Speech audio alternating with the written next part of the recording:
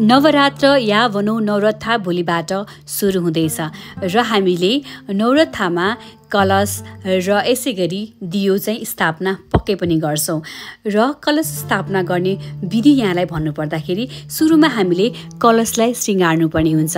कलशमा पनि 3वटा या फेरि 5वटा धड्का तान्न सक्नुहुन्छ, स्वस्तिकको चिन्ह बनाउन सक्नुहुन्छ, ओम लेख्न सक्नुहुन्छ। जसरी हुन्छ तपाईले कलशलाई चाहिँ राम्रोसँग श्रृङ्गार्नु पर्ने हुन्छ र कलशलाई यहाँले श्रृङ्गारिसकेपछि यहाँले एउटा नरिवल लिनुपर्ने हुन्छ।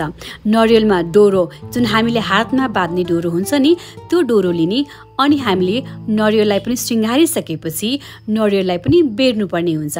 कलश श्रृङ्गार्ने अनि नरिवल श्रृङ्गार्ने र नरिवल श्रृङ्गारिसकेपछि डोरोले चाहिँ 9 पटकसम्म हामीले बेर्नुपर्ने हुन्छ नरिवललाई र प्रत्येकचोटि बेर्दाखेरि जय मा दुर्गे भन्नुपर्ने हुन्छ।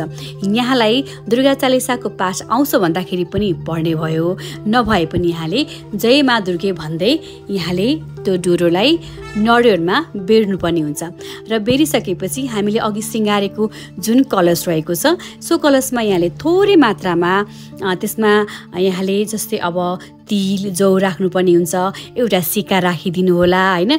यसै गरी यहाँले कतैबाट लिएर आउनुभएको जल रहेको छ भने सो जल पनि सो कलशमा राखिदिन सक्नुहुन्छ र बेल र यसै गरी चाहिँ बरपिपलको पात पनि राखेर कलशलाई श्रृङ्गारिसकेपछि सो कलशमा यहाँले अघि श्रृङ्गार्नु भएको डोरोले बाँध्नु भएको नरिवलको चाहिँ स्थापना गरिदिनु होला अनि बल्ल तयार हुन्छ यहाँको कलश, जुन हामी दुर्गा मातालाई अर्पण समर्पण गर्दैछौँ। 9 दिनसम्म हामी पूजा अर्चना गर्छौँ।